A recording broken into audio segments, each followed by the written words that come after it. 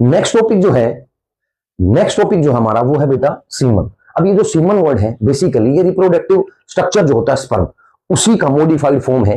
तो जो सीमन और स्पर्म दोनों में फर्क क्या है, हम बेसिकली स्पर्म वर्ड यूज करते हैं।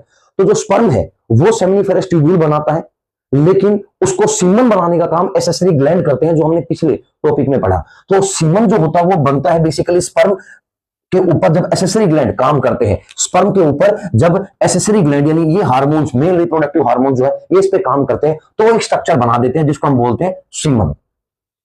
क्या होता है इसका, बेसिकली जो इसका वॉल्यूम होता है बेटा, वॉल्यूम वो होता है 2.5 to 5 ml पर इजैकुलेशन। मतलब एक बार सेक्सुअल इंटरकोर्स में, एक बार कोपुलेशन प्रोसेस में नियर अबाउट 2.5 से 5 ml जो है वो सीमन इजैकुलेट आउट होता है one coitus, one sexual process में। दूसरी बात स्पर्म काउंट, जब एक बार पर इजैकुलेशन 5 ml जब sperm have been comes out, semen have been comes out, तो करीबन उसमें 200 से 300 मिलियंस जो स्पर्म है प्रेजेंट होते हैं। तो ये काउंट है कि मिनिमम इतने स्पर्म 200 से 300 मिलियन स्पर्म तो होने ही चाहिए अगर इजैकुलेशन होता है 5 ml नियर अबाउट सीमन में फॉर नॉर्मल फर्टिलिटी। अब ध्यान से समझना, ये बहुत बार पूछा जाता है नीट में क्वेश्चन कि नॉर्मल फर्टिलिटी मतलब एक मेल अगर सेक्सुअल इंटरकोर्स में पार्टिसिपेट करता है और फीमेल कंसीव करती है प्रेगनेंसी, तो ये मान के चलिए कि उस कंडीशन में उस इंसान के जो स्पर्म है वो फर्टाइल अगर है, तो इसके लिए मान के चलिए 60% स्पर्म जो है वो नॉर्मल शेप और साइज के उस इंसान के 60% जो स्पर्म है वो तो मिनिमम है, 60% तो स्पर्म नॉर्मल शेप और साइज के हो,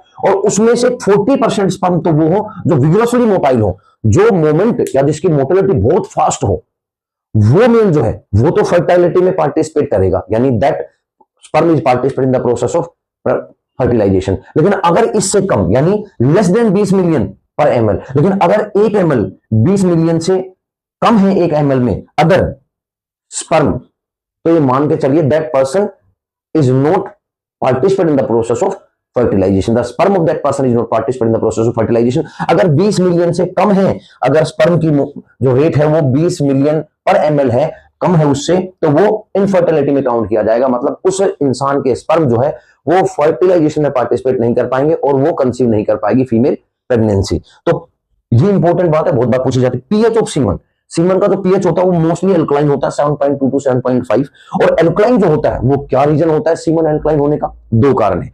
एक तो जो सीमन होता है बेटा मेल में, वो सीमन और यूरिन दोनों ही यूरिथ्रा से पास आउट होते हैं। तो जब यूरिथ्रा से यूरिन पास आउट होते हैं तो ऑब्वियसली यूरिक एसिड और यूरिया डिपोजिट हो जाती है यूरिथ्रा में।